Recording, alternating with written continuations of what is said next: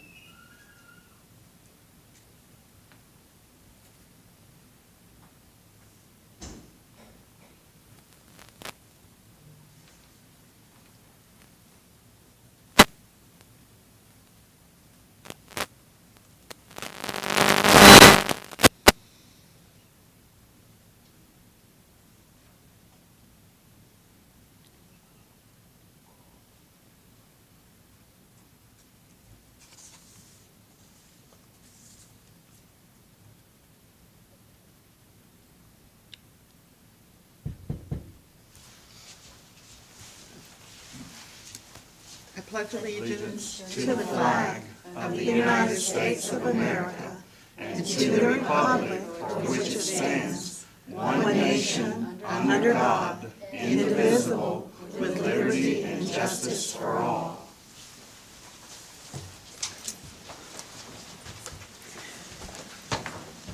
Okay, at this time, Kate Crenshaw, the branch manager. Jennifer. What I call you? Kate. I don't know, but it's fine. And I'm reading it. That's pretty scary. Will give us. Good evening. Hi, I am Jennifer Crenshaw, branch manager here at the library. Thank y'all for being here tonight and giving me just a minute to talk a little bit about what makes Central Clemson so special.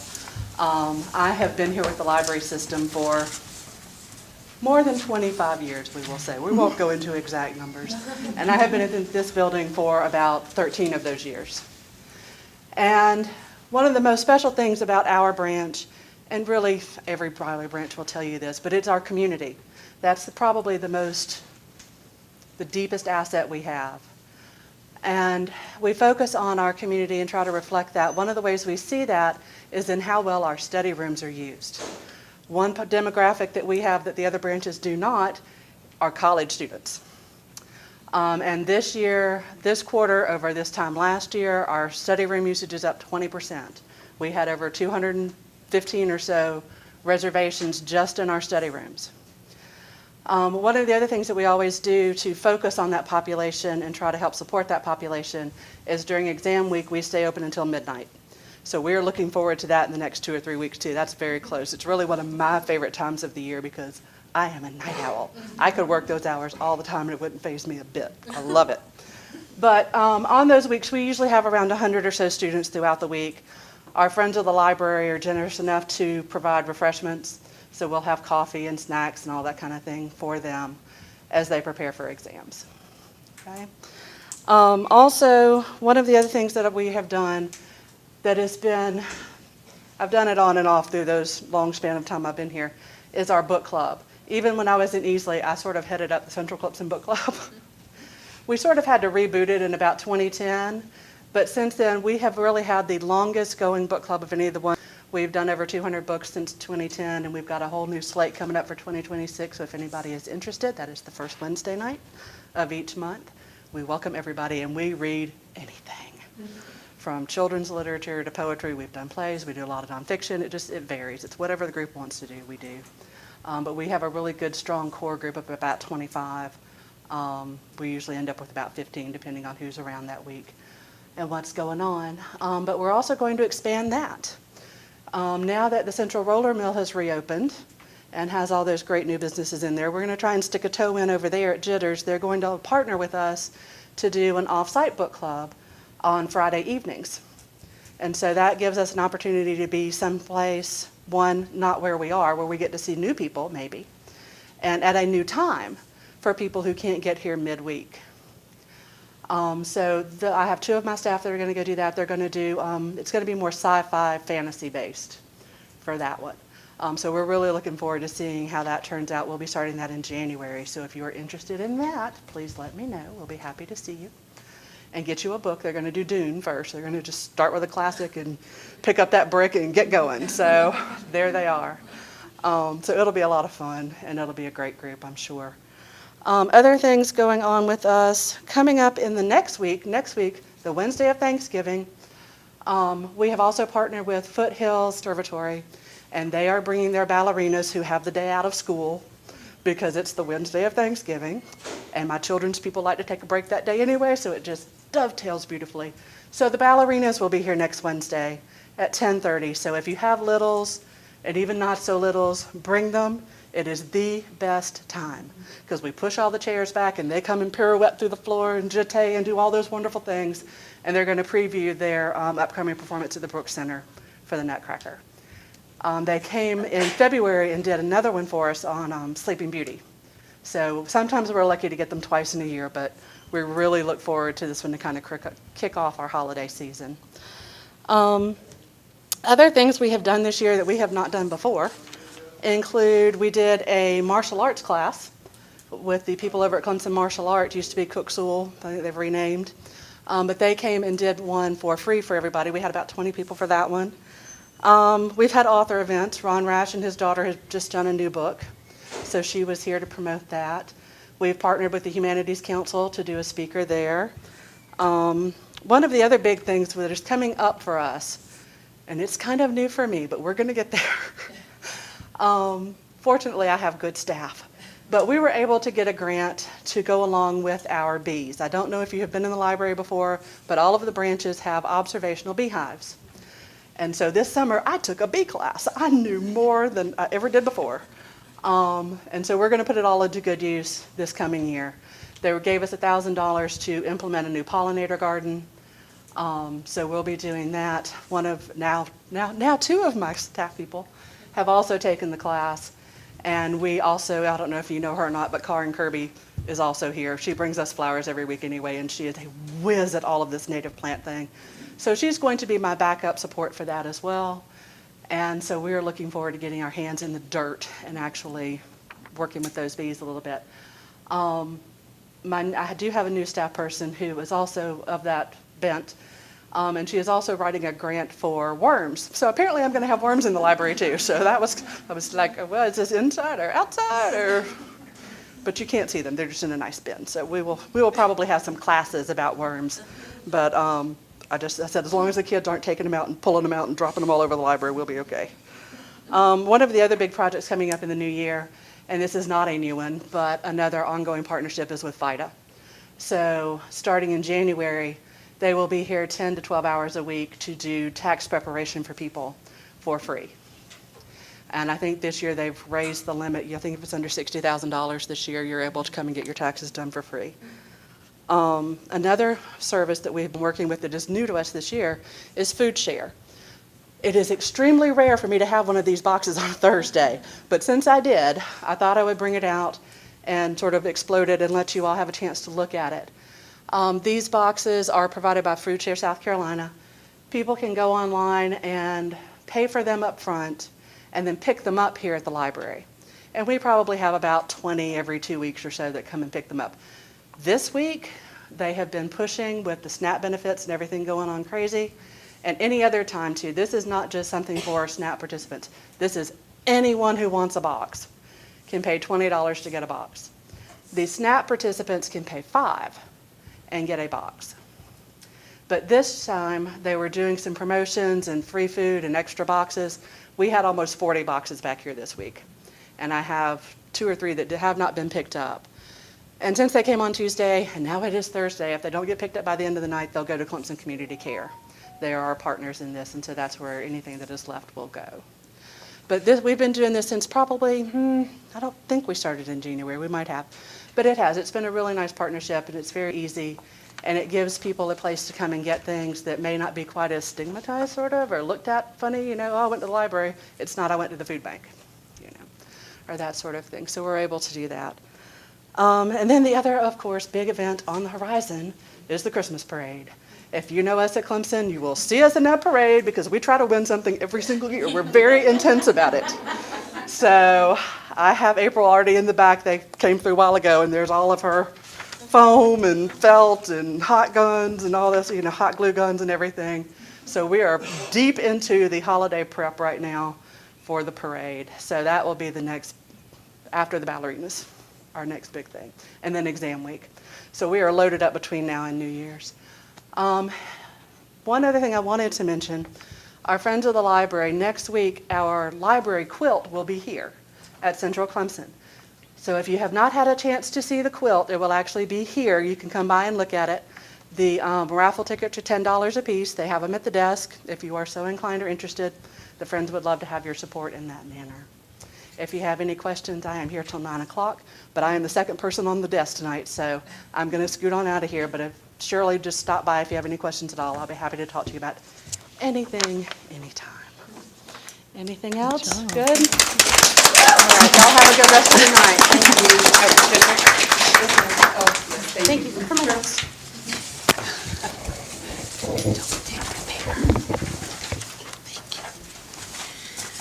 Okay, at this time, excuse me, we'll have public comments. The Pickens County law allows 3 minutes per speaker for public comment, a maximum of 30 minutes unless extended. Public comment is limited to matters relevant to library business. Issues relevant to library business are defined to mean information about library events, issues that the library has the authority to address, items listed on the agenda, and items or issues previously voted on by the library board or that the library board has the authority to consider or vote on in the future. The board chairperson may interrupt or stop a speaker if the public comment is irrelevant to library business, unreasonably repetitious, or substantially disruptive. No speaker may employ language that is obscene, scurrilous, or recklessly defamatory in comments that describe board members, any other participants at the meetings, or library staff, including their opinions, proposals, and duly constituted actions. No conduct shall be tolerated or allowed that unreasonably provokes or disturbs another or interferes with the conduct of a peaceful meeting. Board members may, but will generally not, respond to comments from speakers. The board chairperson and other presiding officers or library director may respond to specific inquiries as appropriate or may direct speakers to the appropriate staff for assistance. The board may comment, take action, or not take action with respect to a public comment at a future board meeting as it deems appropriate. Okay, and our first speaker is May Anderson. Hello, good evening. My name is May Anderson, and I'm here representing the organization Students Against Book Banning. We believe that 4 things create a community: trust, boundaries, inclusivity, and individuals. Without trust, a community is non-existent. Am I wrong to say that all I want for Christmas this year is government transparency? To trust my community, I want to trust that my rights are being maintained, and that's impossible when doors are closed in my and my peers' faces. I also want to trust that laws are being followed and protocols are being observed. Unfortunately, at one meeting this year, I lost trust in my community. Protocols and pre-existing processes were not followed. Thankfully, the books that were moved then were put back in their places, but it still shocks me that so many people openly disregarded their own pre-decided rules. Thinking about what might be happening in private scares me. Furthermore, boundaries in communities are just as important as trust. Every time a stranger in my community stands here and says I shouldn't have access to a book, they break 2 boundaries: the boundary between them and me, and the boundary between them and my parents. Someone who is a stranger to me has absolutely no right to say what I should and shouldn't read, and claiming otherwise not only insults my parents' abilities to raise me, but it insults my own ability to regulate my reading. It's crossing a line. Parents should be able to parent their teens how they feel fit within reason. In healthy communities, boundaries allow for differences in families, letting diverse viewpoints flourish. Inclusivity is another important staple of the community, and at these meetings, we as teens are not included as valued members of the community. We're being left out of debates intentionally, even though our rights are what's being debated. This is why Luke Hay founded Students Against Book Banning. We've made a community where we're including and making space for ourselves. We hope that one day we'll be given space in this one. The last important factor in communities is the individuals themselves. Tonight, I want to highlight one specific individual who is my dad's mother, my grandma. She lives in Texas, and what she's done for her community should inspire us all. She was an educator, and after she retired, she has remained active in her community. My grandma is religious, and I'm not, but we don't let one difference draw us apart. We're individuals, and we understand that. Over the summer, she helps provide hundreds of books for low-income teens and children. Due to a career in teaching, she understands the huge impact of books on teens' well-being and learning. My grandmother uses the community surrounding her church and her community in her town to help children in need. Her community has come together to provide youth with books they actually want to read. Why can't we do the same thing? I hope that this holiday season reminds everyone of what actually brings a community together: maintaining trust, respecting boundaries, harboring inclusivity, and celebrating individuals. Thank you to everyone on this board who has consciously or unconsciously defended these 4 building blocks in our community. I don't know where we would be without you. Thank you. Kate Bird.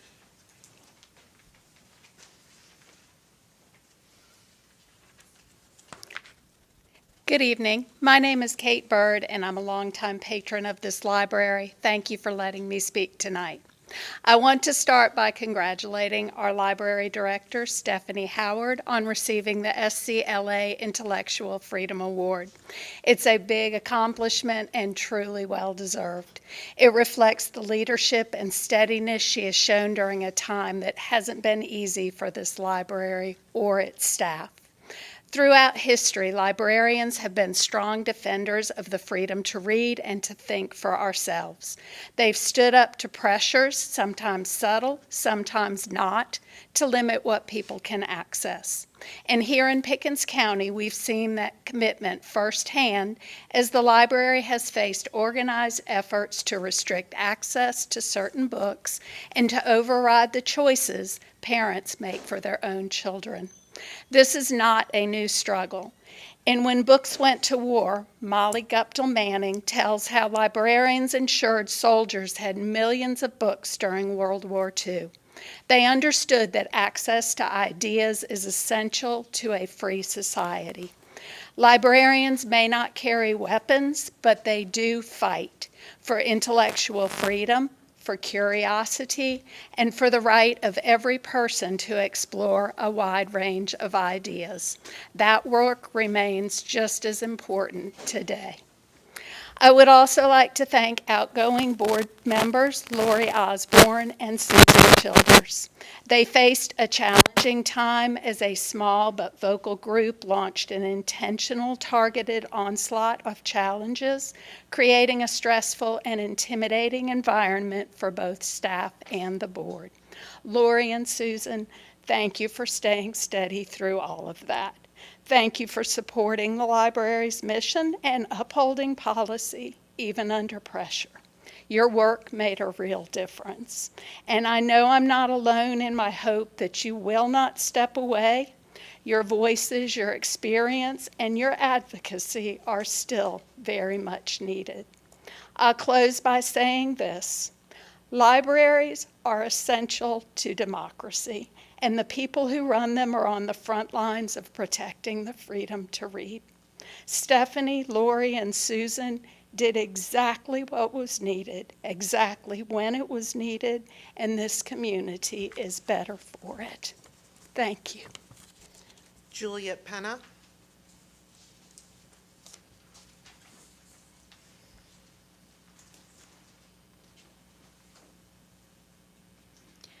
Good evening, members of the board. My name is Juliet Penna, and I just wanted to offer some congratulations and thanks. Stephanie Howard has deservedly received the South Carolina Association of Librarians 2025 Intellectual Freedom Award. For the past 3 to 4 years, she has navigated the latest storm of censorship, remaining steadfast despite the abuse thrown at her for simply doing her job and for upholding the idea that the library is for everyone, regardless of their identity or their beliefs. I am glad she has received recognition from an association of her peers for her support of intellectual freedom in Pickens County. She was born and raised here and came back here after beginning her career, and I have no doubt she loves Pickens County as much as I do and wants it to have the best library it possibly can have. I believe that she serves every member of this community, and I appreciate her calmness and perseverance. Congratulations, Stephanie. My thanks go to board members Lori Osborne and Susan Childers. Both of you were on the board before the book banning drama began, and I appreciate you both staying constant despite the conflict. I am thankful both of you have served as chairperson. Circumstances have tested the function and operations of the board in ways that no one anticipated. Lori, I appreciate your fierce dedication to the Constitution and the belief that the library and its materials are for all people. Susan, I appreciate your clarity and precision and thoroughness that is required for a board member to be fair and representative. You both have spent many hours making sure that you guide the library thoughtfully and with the care to the future. I'm sorry that you both will not be present to keep the board on track. My respect, admiration, and thanks go to all 3 of you. Brittany Fowler. Good evening. My name is Brittany Fowler. I'm a Pickens County resident and a passionate advocate for our library system. As we enter this season of gratitude, I've been reflecting on the things I'm truly thankful for. As the former director of Gratitude Magazine at the University of Tennessee, you could say gratitude is in my blood. Here in Pickens County, we have so much to appreciate. A strong, supportive community, the natural beauty that surrounds us, and of course, a top-tier library system that serves as one of the cornerstones of our county. One thing I value most about our libraries is that they meet people where they are. Whether someone is looking for early literacy support, job resources, technology access, research tools, or simply a quiet place to find a book and read, our library system shows up for them. This is not by happenstance. It is because a team of people who are dedicated to the idea that knowledge, connection, and opportunity should be accessible to everyone. So today, especially during this season of gratitude, I want to say thank you to our librarians and library staff. Thank you for your creativity, your professionalism, and your daily commitment to serving this community. The programs you design and care you offer and the environment you cultivate all reflect a deep passion for public service. Our libraries are vibrant and relevant because of you. And to the board, thank you for your stewardship and your willingness to navigate complex decisions on behalf of the entire community. Your leadership shapes the long-term health of our system, and I appreciate the thought and time you invest in this work. And along with everyone else, I also want to offer a special recognition to Stephanie Howard for being honored for the South Carolina Library Association Intellectual Freedom Award. You very much deserve this recognition for your leadership and commitment to protecting the right of every individual to read, learn, and think freely. Intellectual freedom is the foundation of strong communities, and we are incredibly fortunate to have you at the helm. Also want to express gratitude to Lori Osborne and Susan Childress. You two have been so steady and thoughtful voices and strong advocates for intellectual freedom, and you will be greatly missed. You've approached decisions with logic, integrity, and a commitment to serving all residents. Your leadership has mattered, and again, we will miss you. As we approach a new year, my hope is that we continue to recognize the library as one of Pickens County's greatest assets, a place where curiosity is welcome, where people are treated with dignity, and where access to information remains a protected and celebrated value. To all those who make our library system what it is, the staff, the board, the friends of the library, and our supportive community, thank you. Our libraries strengthen our county in ways both seen and unseen, and I'm very grateful. Thank you. Benedetta Agnoli.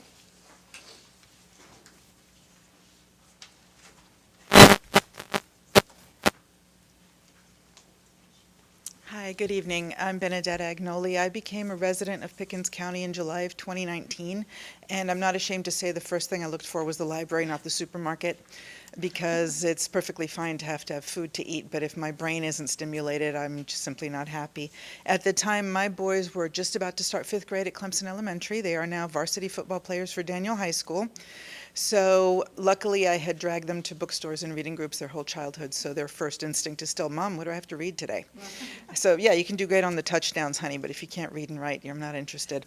So I want to thank you because from the moment we walked into this library, particularly, it's the first one we came to, they felt welcomed and acknowledged, and I could find anything and everything I wanted once I realized how the system works. I've been to every library in Pickens County more than once, and it's wonderful. Thank you for all your work and for your strong advocacy. Before I came in tonight, I went and made sure that we still had a copy of Mein Kampf on the shelf. This book makes me want to throw up. I've had to read it in pieces. I've had to read it entirely for my classes. I'm currently taking classes in history at Clemson. I have 2 BAs. I speak 5 languages. I've lived all over the world thanks to my father's job. And the one thing I always found is in every society that is democratic and open and right-thinking in my mind, there's a library. Knowledge is accessible. Whether you like it or not, it's free to be out there. I don't contest the right to have this book on the shelf any more than I think anyone should contest the right of books I would like my children to read, or maybe I'd like to read to see what I think about them. So I would hope that that continues. I know that the work you do is fantastic. I will do the best I can to be more involved. With 2 jobs and 2 kids, it's not easy, but I'll do the best I can. I would simply ask if it would be possible, just as a thought, just to throw this out there. Both my boys have autism. One of them will get a diploma, one will not, but they are making it thanks to this community, thanks to the resources we found here, the schools, the teachers. This is an incredible place. I'm a Unitarian, so I'm not as strong in my, I guess you'd call it my belief, as my sons who are Christians. By their choice, they go to New Spring Church. But I honestly think we landed here for a reason. This is home now, we're not going anywhere. So I would like to ask that we all continue, and if there's anything else we can do to make our commitments even stronger, absolutely. And thank you so much for already providing such a wonderful foundation here in Pickens County. Faith? Rue?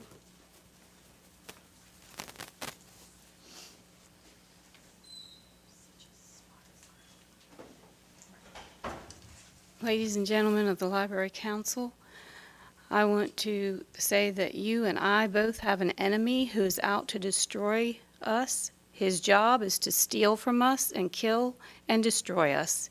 He does not want us to have joy, love, or peace in our lives. He wants us to be constantly fearful, frustrated, fatigued, and become a failure. Satan will promise you anything, fame, wealth, power, and then leave you behind to live in your fear, frustrations, fatigue, and failure. Satan would never give his life for anyone, but God so loved you that he gave his only begotten Son to die for you, that you might be set free from your fear, frustration, fatigue, and failure, to give you an abundant life with true love, joy, and peace. But this love, joy, and peace cannot come with the polluting of our children's minds with the books of porn. You must choose to love our children by taking these books off the shelves in our libraries that will, first of all, steal peace from the creative minds of our children, destroy their purity of love, and kill their innocence and purpose for living. Hitler was used by Satan to try and destroy a people precious to God's heart. Hitler is now ruling in hell, is not ruling in hell. He is hanging on a meat hook in hell. The children are also precious to God's heart, and these porn books are stealing love, joy, and peace from our children.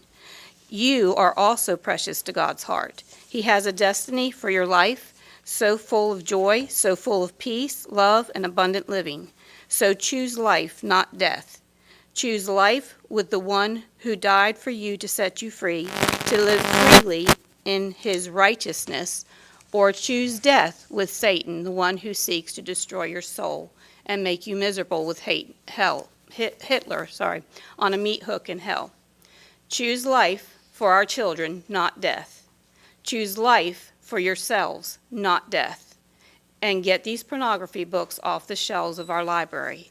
Choose life, not death, for our children. Choose life, not death, for yourselves. God says in Deuteronomy 30, verse 19, I call heaven and earth to record this day against you, that I have set before you life and death, blessing and cursing.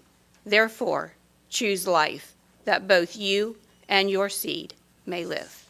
Thank you. Okay, we're going to move on to approval of the minutes. Has everybody had a chance to read the minutes from the September 20th meeting? Were there any corrections or additions?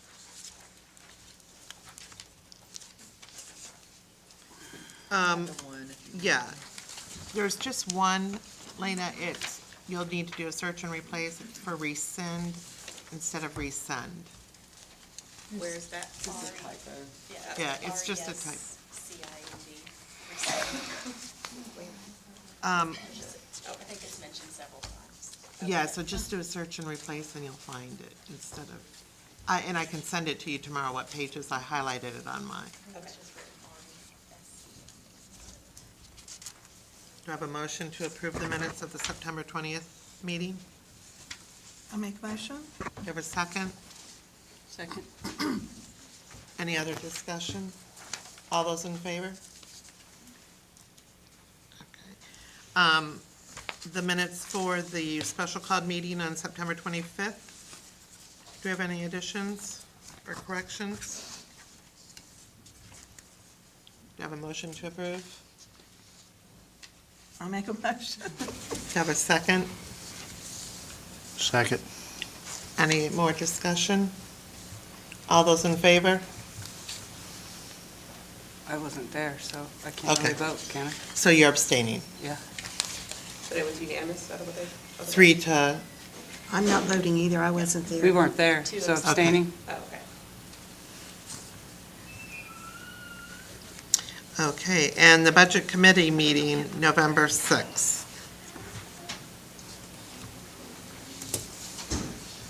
Do you have a motion to approve? I'll make a motion. Second? I second. All those in favor? I wasn't there, right? So I'm abstaining, Lena. Okay. Okay, the library director's report. Cassie, did you want to take over the first one? Well, No big surprise. as people have already mentioned, our director, Stephanie Howard, was recently named the 2025 recipient of the South Carolina Library Association's Intellectual Freedom Award. This award honors individuals who have made meaningful contributions to protecting intellectual freedom and upholding the First Amendment in South Carolina libraries. So we just wanted to say congratulations to Stephanie on this well-deserved honor.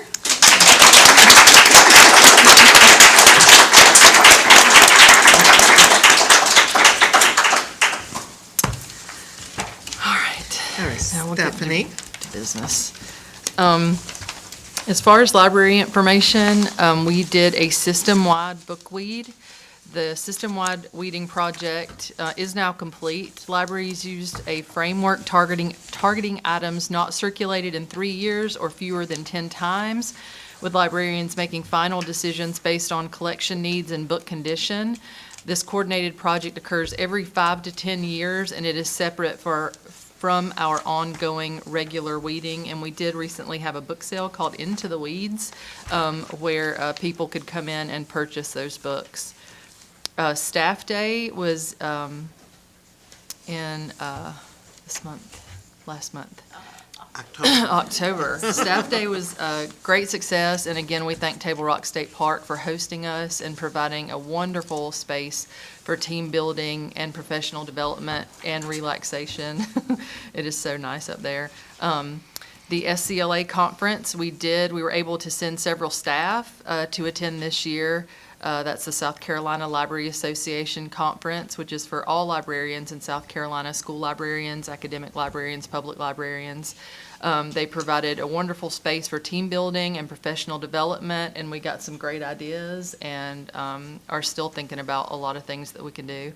Our facilities update, HVAC improvements continue as planned at Easley, and GMC, our architects, MCG is our HVAC people. GMC are our architects that are now taking over the expansion project, and they expect to deliver preliminary plans next month so that we can hopefully finally finish both of those spaces at Easley. Margaret Holder has been promoted from Pickens branch manager to the youth services manager for the system. Margaret brings extensive experience and a strong commitment to youth engagement, and her leadership will support the development of system-wide youth services goals. And as Jennifer mentioned, our upcoming holiday parades, branches are actively decorating and preparing for, I have to paint a giant caterpillar this weekend. We've been cutting out different things. Branches are actively decorating and preparing for participation in several holiday parades throughout the county. Staff are coordinating festive, service-focused themes to highlight library programs and engage with the community during the season. It looked like Jennifer was working on Santa's Workshop. We're doing a very merry caterpillar. It's the hungry caterpillar Christmas. So it'll be really cute, and we're decorating our outreach van. So that's all I have for the information report, and Cassie will give you some updates on statistics. Can I ask a quick question? Yeah. Can you give us some idea about the quantity and how it went with the book wide? What do you think in terms of quantity? How many we pulled? No, about how many were, I mean, was it a big crowd? Who came to the sale? Yes. Oh, we And Pretty good how many crowd. books, kind of? Gosh, I don't know how many books. Because there was a lot. It was Is a it lot on of sale? books. And it was a lot of books that needed to be weeded, that had exceeded their lifetime. Sure. We needed to update some subjects, and we needed to make room for new books. Space was an issue, but we hadn't done one of these weeds in a while. We really needed to do it. It's one of those things you put off and you put off. So I was like, no, we're doing it. We have to do it and just get this done and get out of the way. So the staff and the managers were great, and I think it all went really well. The books that we did not sell, we are now going to try to donate as many as we can to community centers, like Little John Community Center, especially for the books for younger kids. And then the Friends will look into, see what they can do with the rest of them, so. Well, I just saw it beforehand. It looked very impressive. It was a lot of books. I And feel our- like our people got some shelves look a lot deals. cleaner now, Oh, I too. bet, Yes. I bet, yeah. Circulation tends to go up after a weed. Oh, I bet. Just like in a garden or anything else, you can actually see the things. You're not as overwhelmed by some of the older stuff that may have needed to be removed so that you could see all the good stuff. So it needed to be done, and we got it taken care of. So hopefully we don't have to look at doing one like that 5 more until years. 7 to 10 or so years from now. So happy to get it done. Okay, the statistical report. So you have the statistics. There's a few things to note. You will see that there was a 3% decrease in visitors, and that is because during the first quarter, it was crazy. And our HVAC was down at the second floor of the Easley Library, so we didn't have as many visitors because We shut that floor the down. floor was shut down, so they didn't have access to computers and printing and study space. Pokemon was canceled, so, for the month, so that was, a lot of people that normally visit that, weren't because of that. And also the first week of September, the Liberty branch was closed entirely, for carpet replacement. So those two closures, affected our visitor count. We still had almost a 20% increase in new borrowers. Those are new library card signups. Also, during the first quarter, we experienced that delay in receiving our state aid, so we really didn't have that until October, I believe. So we weren't purchasing new materials like we normally do.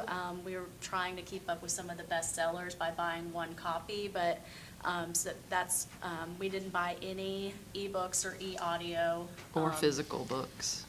At all. And then physical books, we may have gotten one Yeah, a copy of few, like yeah. a new James Patterson or something like that.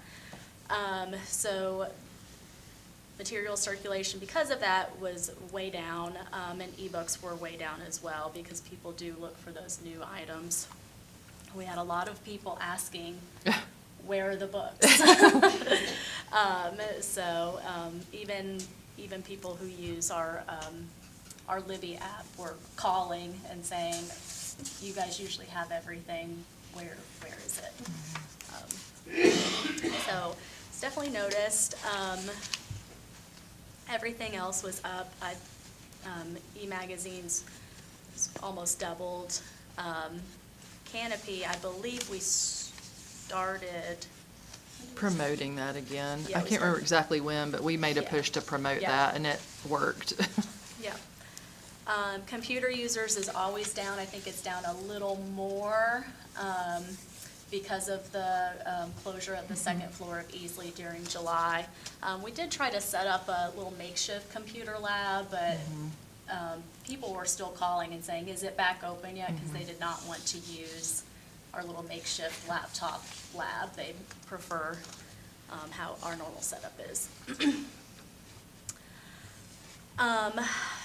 Meeting room reservations and attendance are up. I did want to note that we are doing meeting room, that statistic, a little bit differently to reflect a more accurate room usage. So we are including the programs that we do as well as the meeting room, outside meeting rooms, so that we can get a true sense of how much these rooms are used. both internally and externally.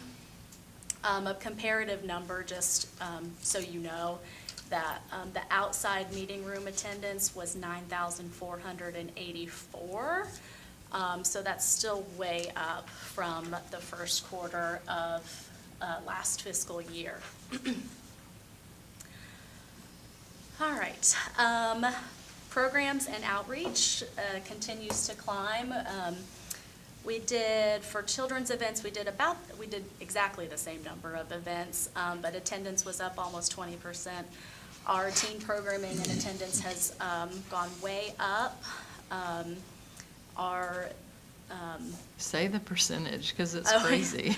Teen attendance has gone up 714.18%.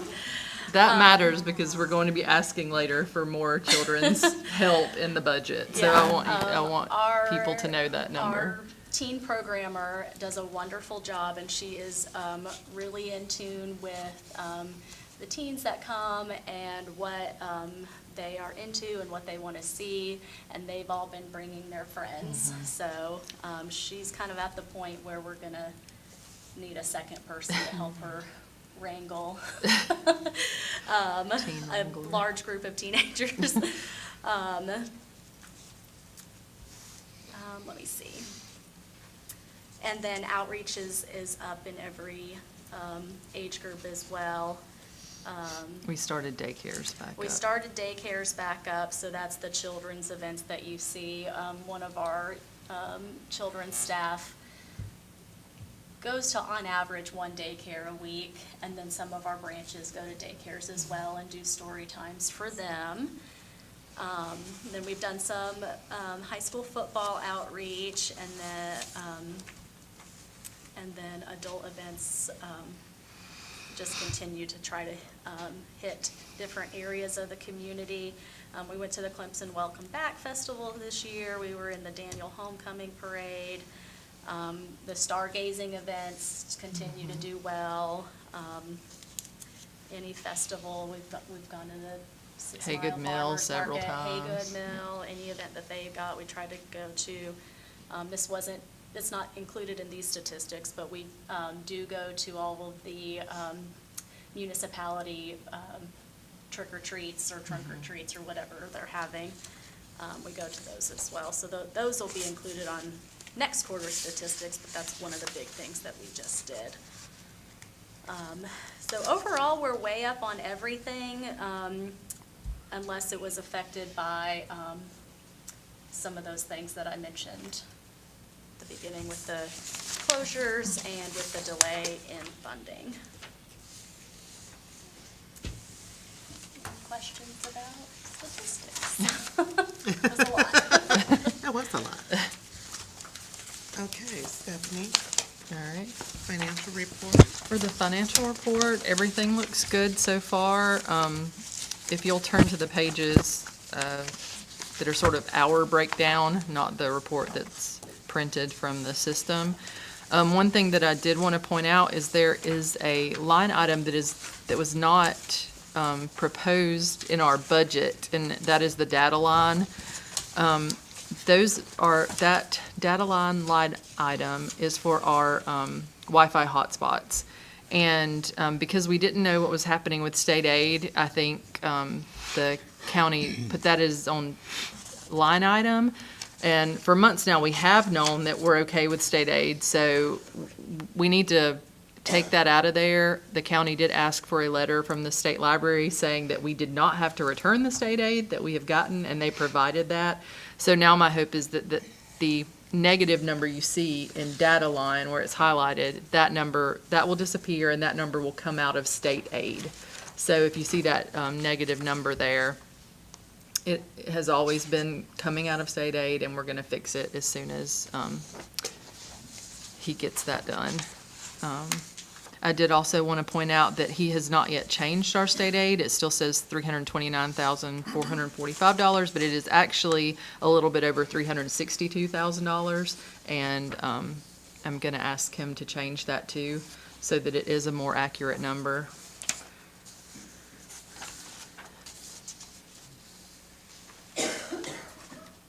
Where is the state aid? here. Oh, got it. It's on the second I got page. it. Thank you. We did have to move money into the repairs to vehicles account at the bottom. We had to replace a catalytic converter, I believe. Again, those two vans are aging out, and we still do have, coming out of state aid this year, 2 new vans. So we're hoping to put the request out for those. Like, it'll go through the county process, but the money for those vehicles will come from state aid. And we really need them. One is our courier van, and one is an extra van, not an extra van, but It's for programming and, it's to go to the daycares, to go to all the children. So it helps us with outreach. It also helps us with when our courier van is down. It is a backup for our courier. So we do need both of those vehicles, and they are just, it's going to get more and more costly to repair, and they're already incredibly old. when they're down, we have to pay staff mileage for going to all the things that we do. And our courier vehicle in particular has gotten too small. It is just like a family minivan, and it does not allow us to carry anymore the amount of things that we need to carry from branch to branch. When you think about, we've added Dacusville, we've added our 6-mile satellite lockers. Now we've added a satellite location at Ollie. So we're moving many more things around now than we've ever moved before, and so branch managers are having to pull back and not send everything, which is not good. So we need a vehicle that's a little bit bigger but will still fit in our garage, which is what we have to look at as well. We can't just get a big Ford Transit because we won't have anywhere to put it. So we're going to get those requests out soon, and hopefully with state aid be able to purchase those this year. If not, we need to put out some sort of capital expense request in our budget, but I'm hoping that we can get them this year through state aid.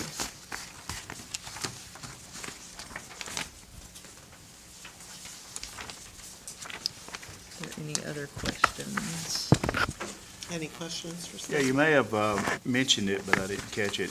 Have we purchased vans prior, the old ones through state aid? Is that typically how that works? We did not. We did not purchase. Those came from the county.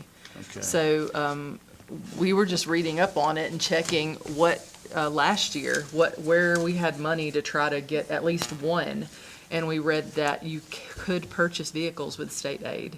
So that allows us. If they're being used for the purposes that we are. Right, as our Okay. courier van and things like that. So that allowed us to keep up with our book budget and also purchase those. So it's not that that's Yeah. coming out of the county budget. The state is actually supplying funds for that. So that's coming from the state that you Yes, could purchase yes, it? It's state in- aid. Yeah. Okay, state aid. Okay. Any other questions? Okay, foundation report. Foundation is doing well. We're at $78,744.59, and we have a meeting tomorrow to go over some small things and also look at more fundraising opportunities that we're really excited about that have to do with Dial-A-Story. So they're continuing to work toward developing a really good foundation and going after some of their goals for some things that they want to spend money on. Okay.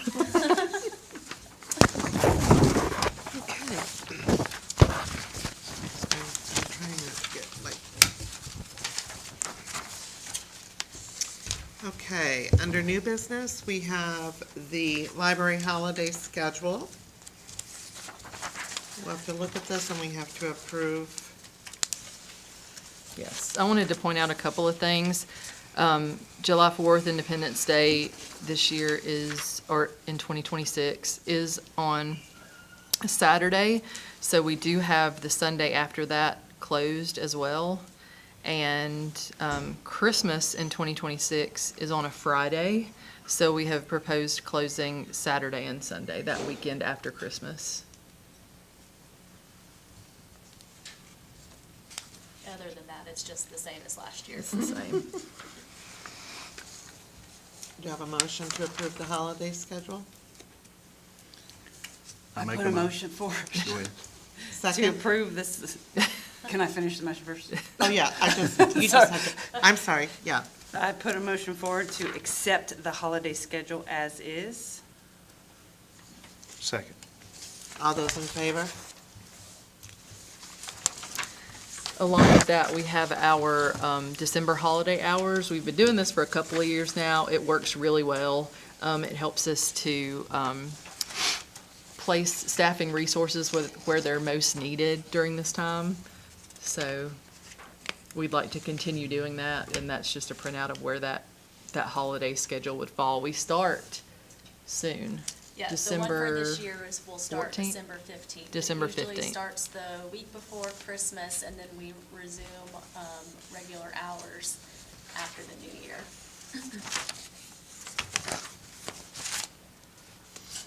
Do you have a motion to approve the hours?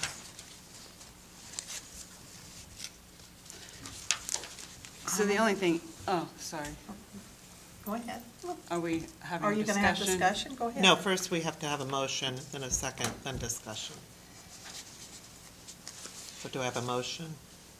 I'll make a motion. Do I have a second? Second.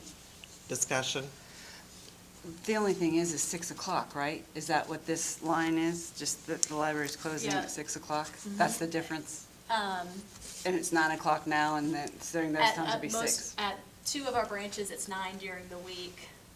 The other branches, it's either 6 or 7 o'clock, depending on the day of the week. So it's just a clean, all libraries close at 6 o'clock during the week. And then our smaller branches are always open 10 to 2 on Saturdays.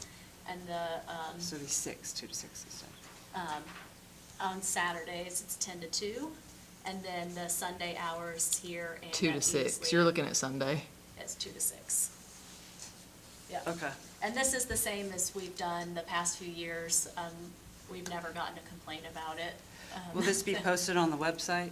It is, and it's on the newsletter. It's on the December newsletter. Yeah. Okay. Yeah, I think this is the third year we're I doing believe it. so, this- yeah. This schedule will be year 4 for doing this. Any other questions? All those in favor? Okay. And then here is just the proposed regular board meeting schedule. It's the same locations as it's always been.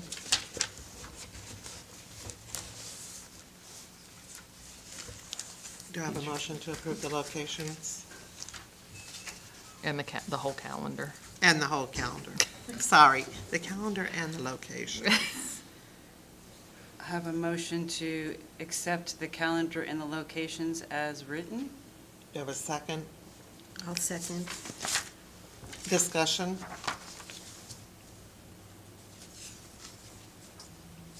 All those in favor?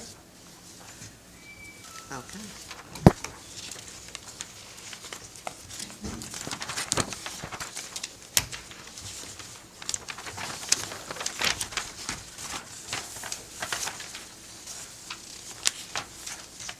Okay, do you want to talk about the upcoming special meetings, Stephanie? No, it's the, budget? we have to do the budget. Oh, I'm sorry. Wait. Right there. Oh, I am sorry. okay. You're right. There's a lot on there. Yeah. Okay. I lost my my spot. So the Budget Committee did meet and go over, this is a very preliminary budget. We have to have a preliminary budget turned in by November 28th to county so that they can start the process. This will be an ongoing process until April of 2026. So there will be several meetings, several Budget Committee meetings. This is just our first run at it. There's still some information that we don't have from county, and they're aware of that. But the things that I wanted to concentrate on that we discussed in the budget meeting, as far as staffing, adding, this budget proposal recommends reclassifying the current outreach librarian position to outreach supervisor, which would then make the outreach department its own department. And that has an estimated salary adjustment. The restructured department would separate from reference services to include all outreach and house calls operations. The The outreach supervisor would oversee one full-time librarian and assist with supervision of the floater position as needed. Future plans for that department include the addition of a part-time staff member to support program growth. Currently, the reference supervisor oversees reference, historical collections, digital archives, adult programming, and collection management in addition to outreach responsibilities. So we think it's a smart move to branch that out now that it is starting to grow and get some momentum. The proposed change will improve management capacity and service quality in all areas. The other position we've asked for several years now is public relations, media, part-time staff person. The addition of a part-time media position remains a critical need carried over from prior years. This role would strengthen communication, public engagement, and promotion of library programs and services system-wide. We also, this year, they told us to ask for everything, so another position that we need now is a children's services person that would work with children's and teens, all youth services. Part-time children's services staff members requested to meet rising program demand. Attendance at children's programs continues to increase, so we're not having, 30 people in these programs anymore. It's double that. So with one person at teen programming and children's programming, it's getting a little much. And we're having to pull staff from other places sometimes to help supervise. Community feedback reflects the need for additional offerings. We want people come to us and say, we want to continue doing story time during the summer when all of these other programs come up. So this person would allow us to do expanded programming. And with expanded facilities, hopefully with the finished expansion spaces at the Easley Library nearing completion, program space will grow. So we'll have the space, but the staff capacity will not. So we'll have the spaces to do more and different programming at different times, but we won't have the staff. So that's just something to look at, something that we asked for because they said ask for everything, so we're putting it in there this year. This addition is necessary to maintain quality and expand programming opportunities for families in that youth services department.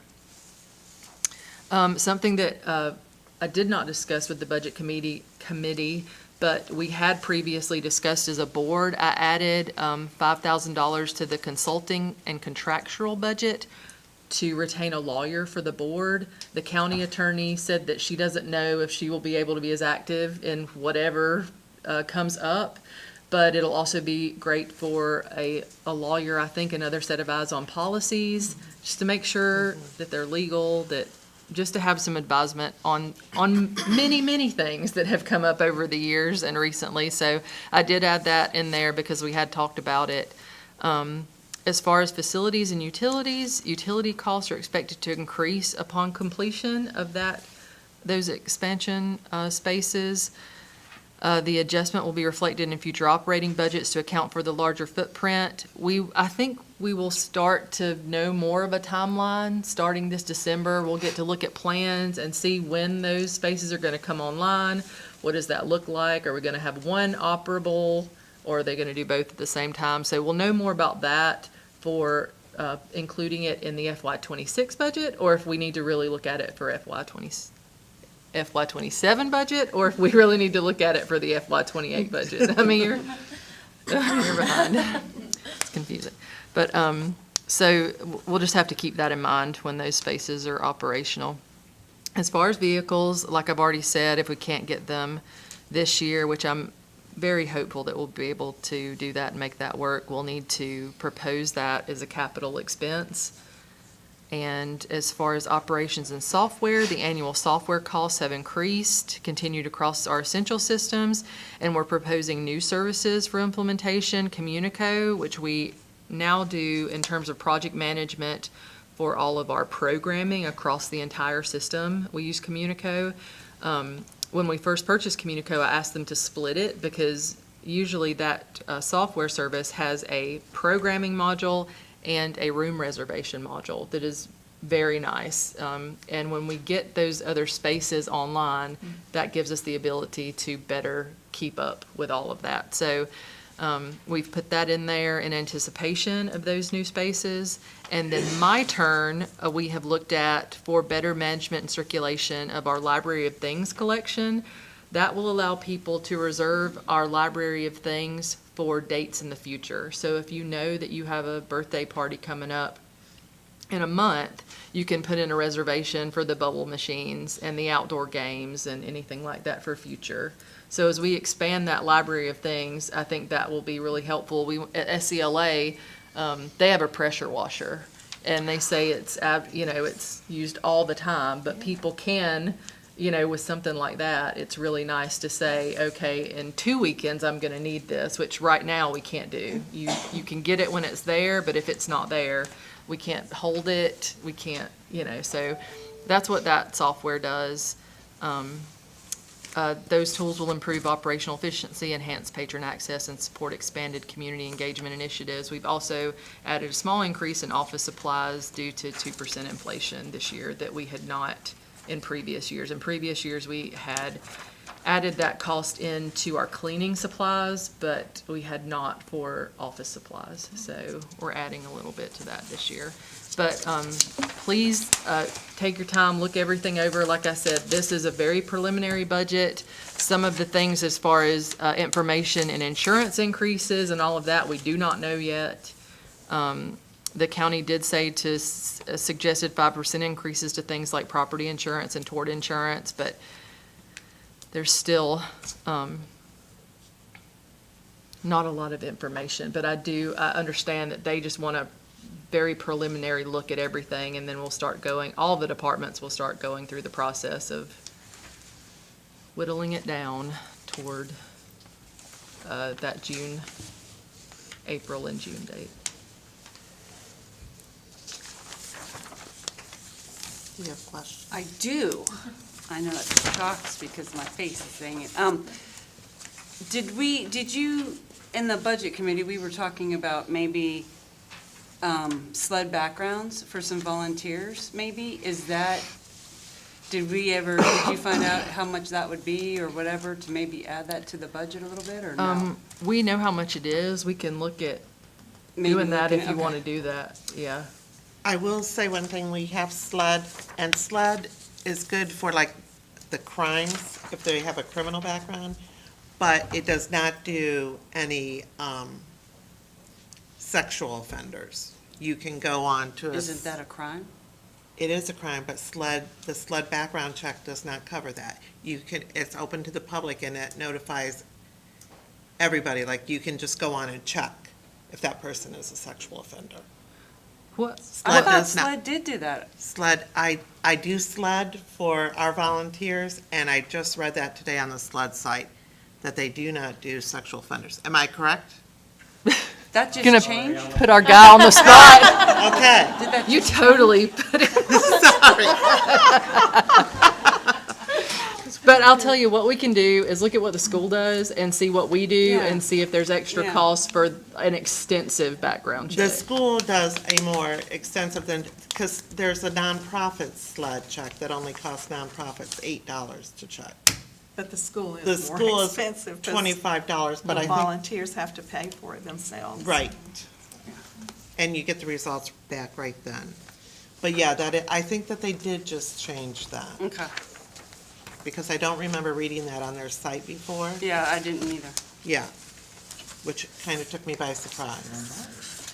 We'll look at that and discuss it at an upcoming Yeah. budget meeting, Thank you. committee meeting. Any other questions? Okay.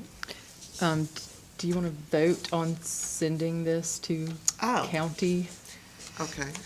Do I have You a, said this was preliminary, though. It is, but they have to have it by November 28th. They have to have something, and this is our something. just But they like, understand that these numbers will change as it goes through the process. so do I have a motion to send this preliminary budget? And Lori can send a letter with it that says, It's you preliminary. understand we do not have these numbers for insurance. This does not include any cost of living, just to make sure that we're covered. What are the odds of them saying, hey, we're gonna, and just gut it from this? No, you'll have more meetings. This is what the council They'll- always want this. And if you don't send it to them, then it looks really bad as though the library board was not Participating in the participating process. like we went through last year, because we didn't know about this last year, that they were starting earlier.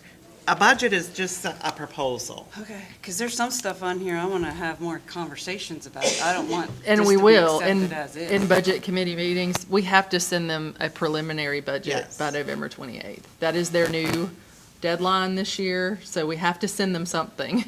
So And then we'll can, continue to get more information as costs become apparent. It becomes apparent what they're going to propose for a cost of living for staff and all of that stuff. And we'll have meetings with. We'll have committee meetings with county staff.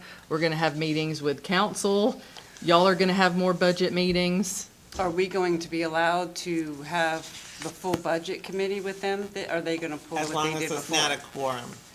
But if it's just a workshop kind of, it Yeah, doesn't matter. that's my understanding is what it will be like. Okay. So We've got to okay. schedule a meeting with them. I think first we have to schedule the meeting with staff, and Hap was there for that last one to talk about things related to positions and things like that.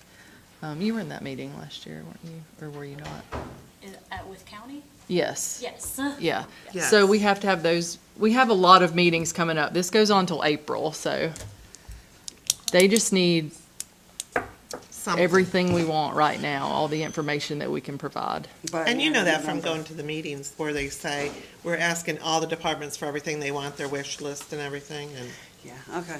I just don't want to get in a trap where they all of a sudden say, hey, you gave us this is what, you know what I mean? And then they No. start cutting and we're not even able to discuss it yet. They've made it very As a clear board, that you know it's what I mean? preliminary, but we will also send a letter with it saying that this is with the understanding that we do not have a lot of this information yet, but as much as we And even the can, we're numbers they providing have you. can be changed too. like Yes, the they numbers we can, they can be changed. Yeah, I attended a whole meeting with the finance director with all the department heads, and he said that changes will happen, and as we get more information, this is not the end-all, be-all. And I'm sorry, I don't mean to hog this, but can we, I've been reading it. I would say, is it possible to get a workshop with Ralph and the board as a workshop to discuss how he does the budget, how Ken and him do the budget and what? Probably not right now, because they are so busy. They have to meet with every single department. We can and go through the request it. budget. I will We're a tell you. department, you know, I will tell you that in the past, when the board has requested meetings with Ralph, they did not happen.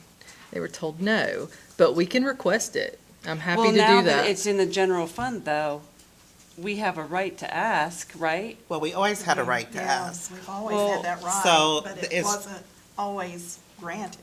It Okay, never was well, granted. I'm Let me happy put to it that way. request it. Can we and- request it? And, Because if they sort of- explain the process, then their information might come easier to them too, from us. If they explain what they need, exactly what they're looking for, that way we don't go in front of the council and get berated and well, told that we're not I mean, doing Cassie anything went to right. that meeting where he explained everything, and that is the information that we used in developing this. But if you also want a meeting with Yes, him. I do. Okay. Well, because we're in charge of the budget, so I would like to know more about how they do it. You know, I feel, right now, I feel uncomfortable accepting a budget that we're talking about changing, But and a I'm just budget is- worried. A budget, That's all. I'm sorry, I didn't mean that. A budget is just a proposal. Budgets constantly change, so you don't really need to worry about, But usually not in our favor. well, So I would That like part to is know true, a little but- bit more of what they do. but by not sending them this budget as a preliminary budget, it's going to be worse than if we just say, we don't trust you, we don't want to send you a preliminary budget. You must send them a preliminary budget. Especially now that we're in the general fund. I think that that's good, that you're putting that, also, that you're requesting, the board is requesting a meeting to go on that letter. I think that I will, mean, can it's do that. information, it's not, I mean, the There's more nothing wrong information with is it. better. I just, yeah. Okay. So do we have a motion to send this budget as a preliminary budget? Question, could we make an amendment to this? I know this has come from a committee, but should there, I'm thinking it could be, and if you have an amendment. Well, there's not even a motion on the table yet, so you can Yeah, make your I'm motion. Yeah, I was just questioning to make sure to see if you had an amendment, Elisa, you could amend if there's something that, I know you're on the budget committee. Yeah, I'm just, Yeah. there's things that I've been thinking about that the board needs to discuss too, not just the budget committee. I think the board needs to be involved in it, and if they had a workshop, it'd be awesome to have them express what they need so that we can provide what they need. It might be an easier process. I know you guys tried to do it again, but never give up. Keep going. But we still need to send a preliminary budget to the county. And you know that from attending the board, the council meetings. They state that they are asking every department. But isn't this the first time they've asked in November? No, last year. But last year, we were not made aware Oh, of it until late. Oh, okay. I didn't know we did in First year November. we It have. feels like, First year we're going in on this, November. Yeah. It's also the first year we're going in the general fund. So, We can submit this with the letter stating that this is a very preliminary budget. We know things will change. We also the board request a meeting with Ralph or whoever's comfortable coming. And, but I think what you don't want to do is say, we're not comfortable sending this at this point. It's just going to delay it even further. okay. so, do I have a motion to send this to the county as a preliminary budget with a letter stating that you want a meeting with either Ralph or the administrator? To go whoever, over the process. to go over the process. I put a motion, yes, a motion. I put a motion forward that we send a letter as a preliminary, yes, what you just said. Okay. Do I have a second? I'll second it. Any more discussion? All those in favor? All those opposed? Danny's opposed. Okay. All right.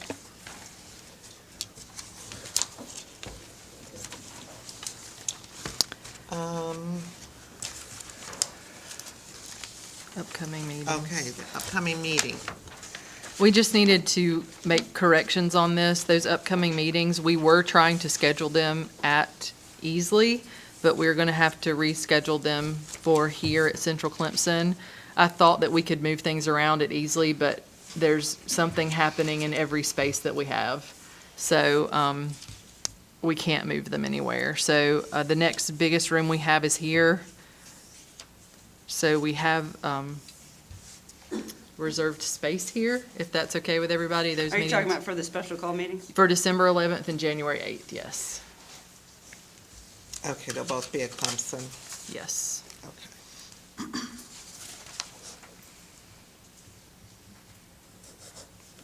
Okay. I have a question. What's the bylaw update? The bylaws update for the next meeting.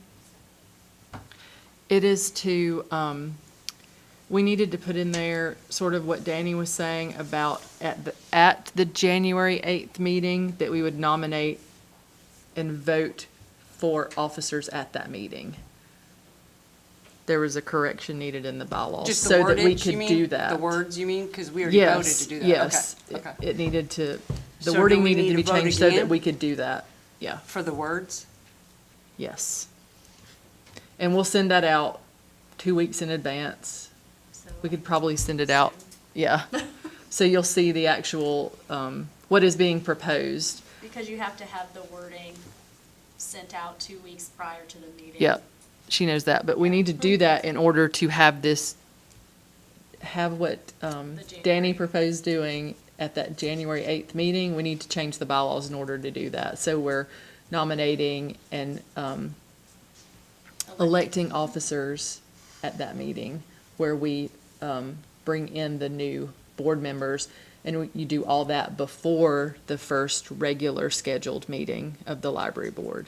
We needed to make a correction to the bylaws to do that. But we will send out wording for that. This is just telling you that we're having that meeting. Okay.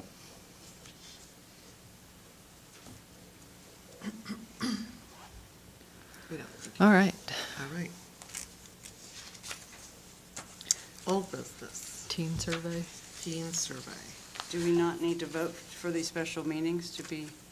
The board chair schedules the special meetings, so they're And- already scheduled. This is just for your information, and I wanted to make that correction of where we attempted to have them at Easley, but we just can't do it. I can't move enough things around.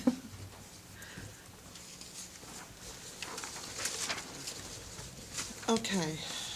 Old business, results of the teen versus YA survey. This is just giving y'all, I think we had 21 responses, 20 said yes, that they understand YA is teens, and then you can look at the responses for what else can we do to improve that understanding. And we had this out for about 2 months. In the teen areas. In the teen with areas this of all the collection. libraries. So all the responses are from people who actually use the collection. Was there an advertising that there's a survey being done? We In the had- teen In area. the teen area, we had a big sign that said, "Take the survey." So this is, you're getting people that use Yes. those areas.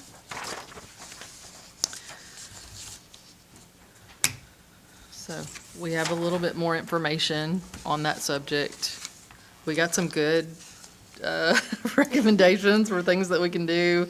They really used it as a request. Yeah, Yeah. like what do we want to see in this area? More colors, make it fun, more teen stuff, put teen stuff like 6, 7 in the area.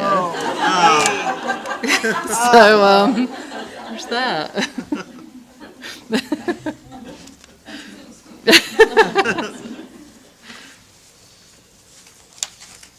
So just so you have the copy of the results of that. Okay. All right. Is there any new business that you would like on the next agenda? So this would be for the regular January Right. meeting. Okay. All right. Now it's my time to recognize some people.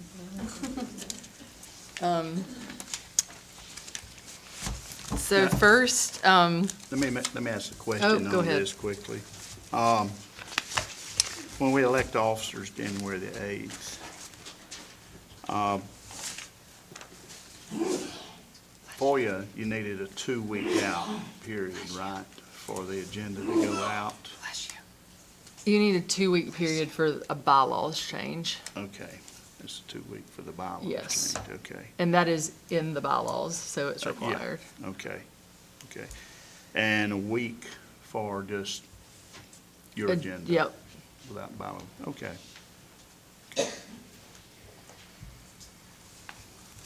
Is that it? That's good, yeah. All right.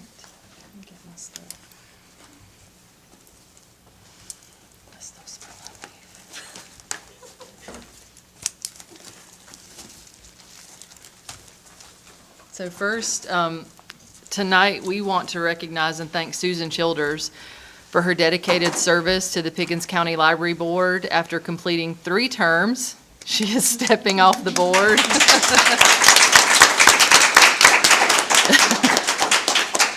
But the impact of her experience, insight, and commitment will continue to be felt across our entire library system. The Library Foundation is honoring her service with a leaf that will be displayed at the Captain Kimberly Hampton Memorial Library.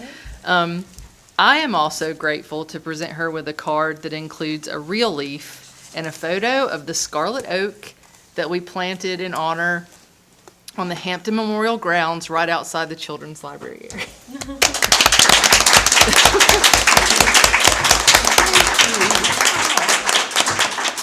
Susan was part of the committee that hired me, and I remain truly grateful for the opportunity to serve Pickens County. Your support has meant so much to me. Thank you for your years of voluntary service and for how much you care about this community. Thank you, Susan.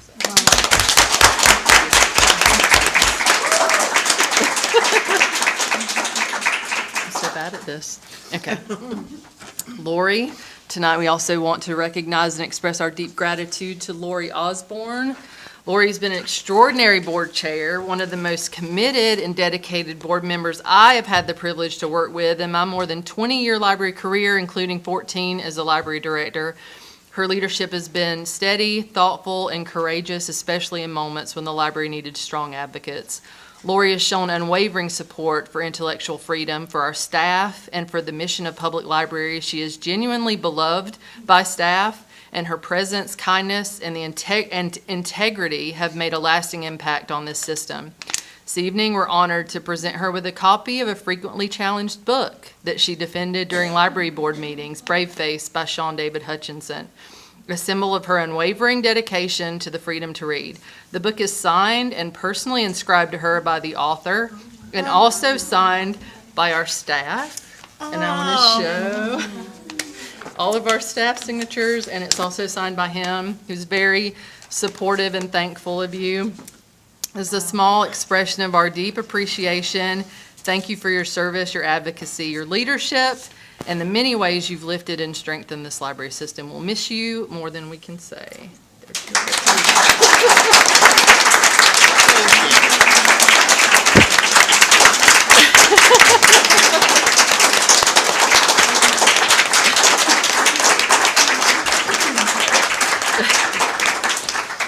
Thank you. Oh. Will you read those comments? And it has been a pleasure to serve on this library. Not always a pleasure, but a pleasure working with staff especially has been the best part of this job. And I also would like to commend, I am always impressed with the library staff, creativity, all the things that they do for this county. I don't think the county realizes how much the library system means to the patrons, the citizens of Pickens County, and how they make every penny work. The children get to participate in things that they would never get to participate in any other way, as well as the adults and everything. So just, I admire you all so much, and thank you, thank you. And the icing on the cake for me will be when that expansion finally gets done, and the money that we put aside to do it gets used. So, thank you, thank you.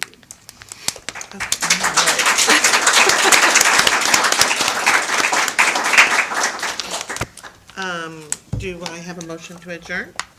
Make a motion, we adjourn. Second. Okay, all those in favor? Thank you, thank you.